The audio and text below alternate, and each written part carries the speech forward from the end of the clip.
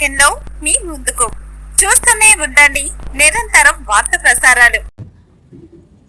Media మిత్రులందరికీ కూడా నమస్కారాలు తెలియజేస్తూ ఈరోజు ఒక చక్కటి వాతావరణంలో, పండగ వాతావరణంలో మీడియా సోదరులతో కలిసి ఈరోజు ప్రెస్ మీట్ పెడుతున్నటువంటి అందరూ కూడా అవోపా తెలంగాణ రాష్ట్ర అధ్యక్షులైనటువంటి మల్లిపెద్ది శంకర్ గారు, అవోపా హైదరాబాద్ ఓం నమ శివాయ అధ్యక్షులు ఓం నమ శివాయ గారు, అలాగే ఇంకా మరి మాజీ చైర్మన్ అయినటువంటి దామోదర్ అన్న గారికి, కాంగ్రెస్ పార్టీ జనరల్ సెక్రటరీ అయినటువంటి ఉప్పల శ్రీనివాస్ గారికి, అలాగే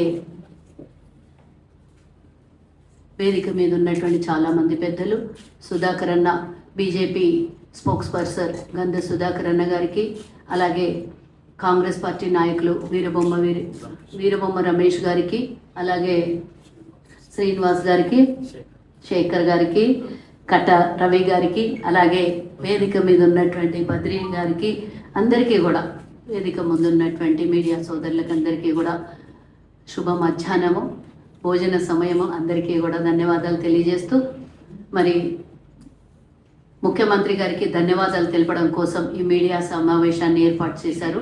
నిజంగానే ఒక అద్భుతమైనటువంటి, ఒక పవిత్రమైనటువంటి కార్యాచరణ తీసుకొని నిన్న ఉదయం 12 గంటలకి జీవోని మాకు హ్యాండ్ ఓవర్ చేశారు. మొన్న సాయంత్రం 8:46 అఫీషియల్గా రావడం జరిగింది. నిజంగానే కష్టపడినారు.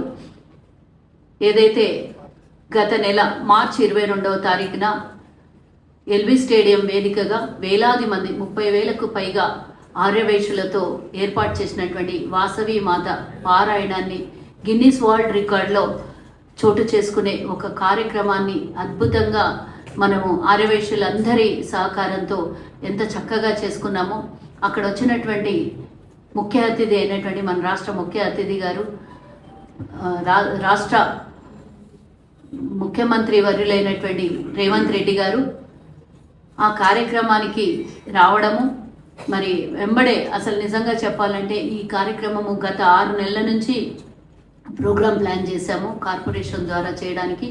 ఆ కార్యక్రమం చేయడానికి నిజమైనటువంటి కారణము, ఏదైనా మనం అడిగితే ఒక ఫైల్ తీసుకొని వెళ్ళి మనం ఒక మెమొరాండం ఇస్తే కొన్ని వేల మెమొరాండాలు ఉంటాయి, కొన్ని వేల ఫైల్స్ ఉంటాయి. మనకు అవసరమో అన్నప్పుడు అది ఏది కూడా ఇమీడియట్గా అవ్వదు. కానీ నేను ఒక సంకల్పం తీసుకున్నాను, ఈ కార్యక్రమం ఇమీడియట్గా మన ప్రభుత్వం ద్వారా అనౌన్స్ అవ్వాలి. ఈ అమ్మవారి జయంతికి అధికారిక ప్రకటన రావాలి.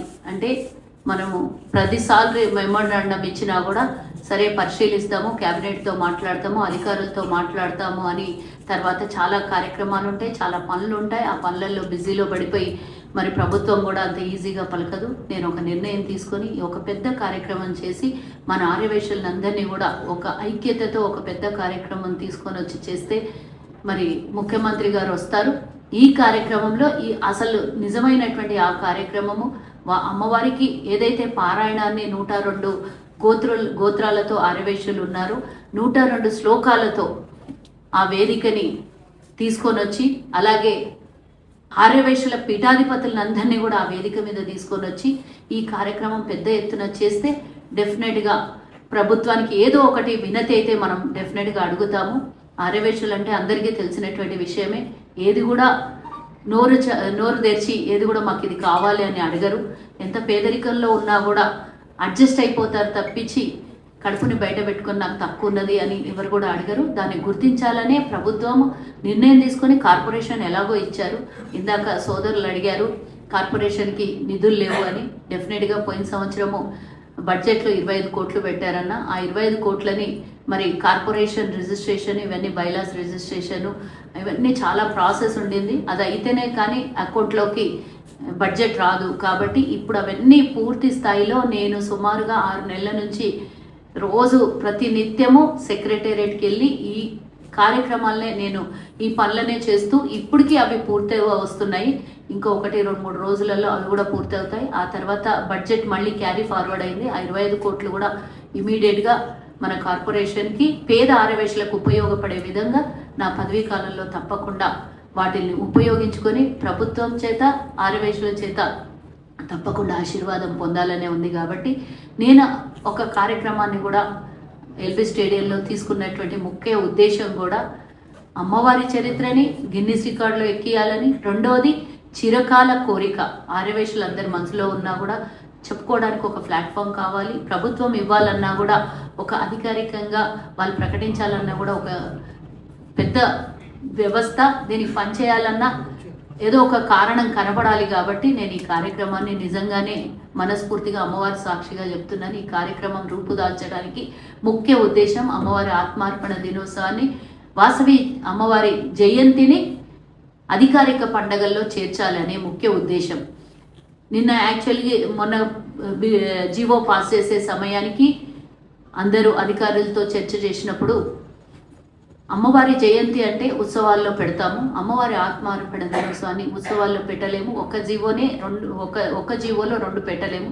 ఉత్సవాలు వేరు. అమ్మవారు ఒక త్యాగం చేసినటువంటి, అంటే ఆత్మార్పణ చేసుకొని అగ్నికి ఆత్మార్పణ చేసుకున్నారు. ఆర్యవైశ్యులందరూ ఆ రోజు శోక సముద్రంలో మునిగి తేలుతారు. కాబట్టి అది ఉత్సవంలో భాగం కాదు, దానికి వేరే జీవో పాస్ చేస్తామని మరి అధికారులు కానీ, మా ఓఎస్డి శ్రీనివాస్ గారు కానీ, వేముల శ్రీనివాస్ గారు కానీ అందరూ కూర్చొని నిర్ణయం తీసుకున్న తర్వాత ముందుగా ముఖ్యమంత్రి గారు ఇమీడియట్గా దీన్ని రిలీజ్ చేయండి, దీనికోసం అడ్డం పెట్టొద్దు, ఇది ఫస్ట్ జయంతి వస్తుంది 26వ తారీఖున, ఎట్టి పరిస్థితుల్లో అధికారికంగా జరగాలని ముఖ్యమంత్రి గారు నిర్ణయం తీసుకొని అన్నిటికన్నా ముందుగా అధికారులందరి సంతకాల కన్నా ముందు ముఖ్యమంత్రి గారే గ్రీన్ సిగ్నల్ ఇచ్చి ఇమీడియట్గా దీన్ని ప్రాసెస్ చేసేసి జీవోని రిలీజ్ చేయమనండి అని చెప్పిన తర్వాత వితిన్ 24 అవర్స్లో జీవో వచ్చింది మనకు. అంటే ముఖ్యమంత్రి గారు ఆ రోజు వేదిక మీద చెప్పారు, అసెంబ్లీ జరుగుతుంది, అసెంబ్లీ సమయంలోనే సిఎస్ గారికి అంటే చీఫ్ సెక్రటరీ గారికి ఆదేశాలు ఇస్తున్నాను, ఇమీడియట్గా దీని కార్యాచరణ రూపుదాల్చాలి అని చెప్పడం మనం విన్నాము. ఆ రోజు వేదిక మీద నేను అడగడము, ముఖ్యమంత్రి గారు ఆ నిర్ణయం ఇమీడియట్గా తీసుకొని ఆర్యవైశ్యులకి ఎప్పుడు కూడా వెన్నంటి ఉండేటటువంటి కాంగ్రెస్ పార్టీ మరి తీసుకున్నటువంటి నిర్ణయంలో భాగంగానే మరి ఆ 15 రోజులు బడ్జెట్ సమావేశాలు అవన్నీ అయిపోయాక నేను మళ్ళీ సిఎస్ గారితో కలిసి సిఎస్ గారితో చర్చ చేసిన తర్వాత ముఖ్యమంత్రి గారి దగ్గరికి వాళ్ళు తీసుకొని వెళ్ళి మళ్ళీ వేముల శ్రీనివాస్ గారిని పిలిచి ముఖ్యమంత్రి గారు ఈ ప్రాసెస్ అంతా కంప్లీట్ అవ్వడానికి ఆల్మోస్ట్ నేను 15 రోజులు సెక్రటేరియట్ అహర్నిశలు తిరిగి ఆ జీవోని పాస్ చేయించడం జరిగింది. పట్టుబట్టి కూర్చుంటే పాపం రాత్రి వెళ్ళిపోయినటువంటి కలెక్టర్లు కూడా ఇంటికి వెళ్ళిపోయి సమయం అయిపోయినాక కూడా మళ్ళీ సెక్రటేరియట్కి వచ్చి ఆ తప్పులు ఏమన్నా ఉంటాయేమో అని సరిదిద్దిన తర్వాత జీవో రిలీజ్ చేశారు మొన్న సాయంత్రము. అంటే వారికి కూడా నేను చాలా ప్రెజర్ పెట్టినాము, ఎందుకంటే దగ్గరలో పడుతుంది, మేము ఏర్పాట్లు చేసుకోవాలి, అధికారికంగా ప్రకటిస్తే మా ఆర్యవైశ్యుల ఉత్సాహం పెరుగుతుంది, ప్రభుత్వం కూడా ఈ కార్యక్రమం అధికారికంగా చేయాలంటే కొంత సమయం పడుతుంది అని నేను ప్రెజర్ పెట్టడం వల్ల మొన్న రాత్రి రిలీజ్ అయింది. నిన్న మరి అధికారికంగా అన్ని చోట్లకి కూడా కలెక్టరేట్ ఆఫీసులకి అన్ని చోట్లకి కూడా అధికారికంగా ఉత్తర్వులు జారీ చేయడం జరిగింది నిన్న. మరి అలాగే కల్చరల్ డిపార్ట్మెంట్ కింద ఇది పెట్టడం జరిగింది. ఉత్సవం అంటే కల్చరల్ డిపార్ట్మెంట్ కింద ఉంటుంది కాబట్టి ఏదైతే బోనాలు అలాగే బతుకమ్మ పండగ ఇంకా ఉగాది ఉత్సవాలు ఇవన్నీ ఏ విధంగా అయితే రాష్ట్ర పండగల్లాగా చేస్తామో ఆ రాష్ట్ర పండగల్లో ఆర్యవైశ్య వాసవి కన్యకా పరమేశ్వరి అమ్మవారి జయంతిని రాష్ట్ర ఉత్సవాలలో చేర్చారు. కాబట్టి అధికారికంగా ఎల్లుండి ఆదివారం రోజు జరగబోయేటటువంటి ఈ అధికారిక పండుగని రవీంద్ర భారతిలో ముఖ్యమంత్రి గారు ముఖ్య అతిథిగా రాబోతున్నారు.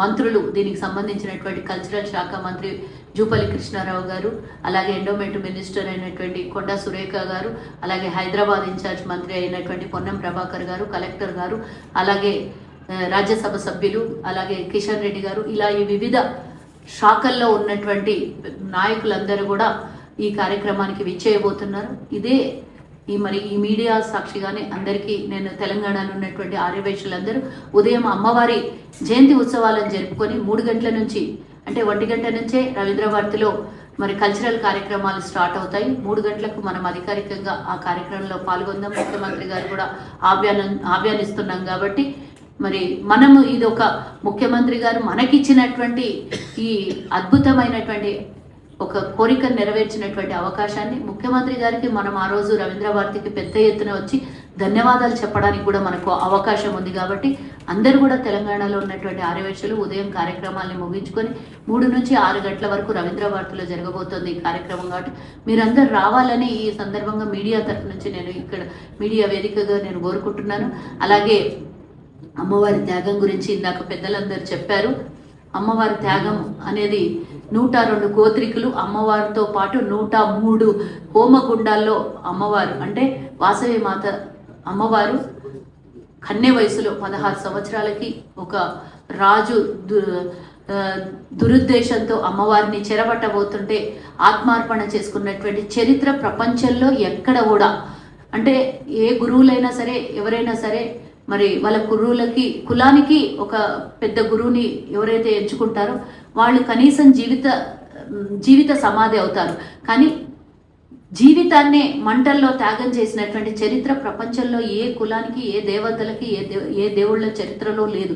వారితో పాటు ఇంకా 102 హోమగుండాలు, 102 దంపతులు అంటే 205 మంది ఒక్కసారిగా హోమగుండంలో ఆత్మార్పణ చేసుకోవటం అనేది ప్రపంచంలో ఎవ్వరూ కూడా చేయనటువంటి త్యాగానికి ప్రతీకగా అమ్మవారు ఆ రోజు అవతారం ఎత్తుతారు.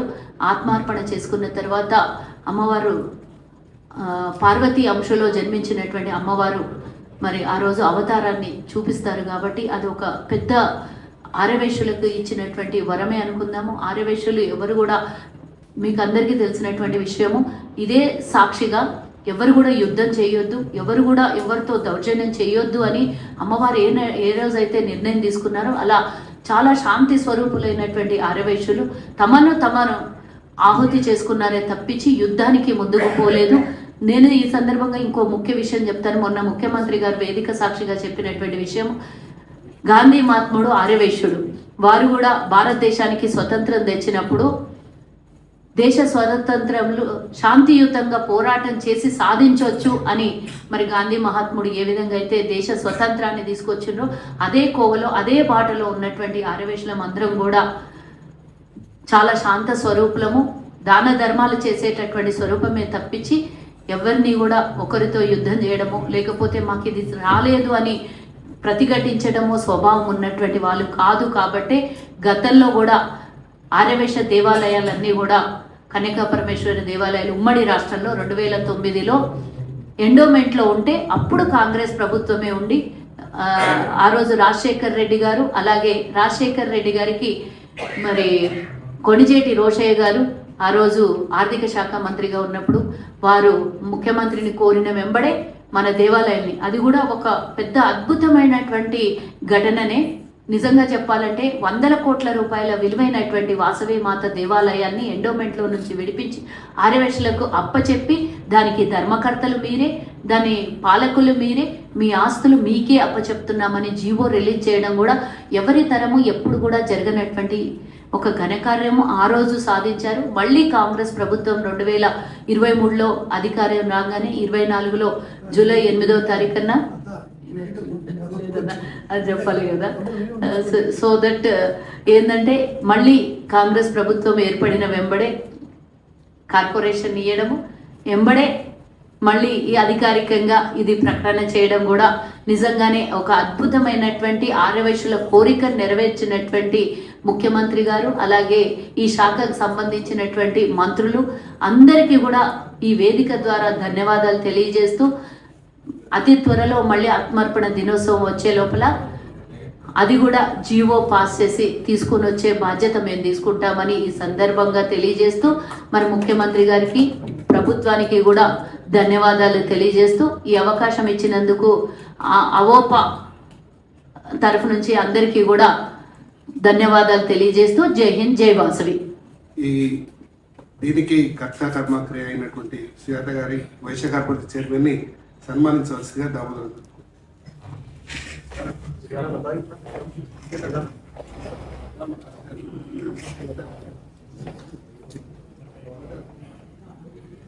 Thank you.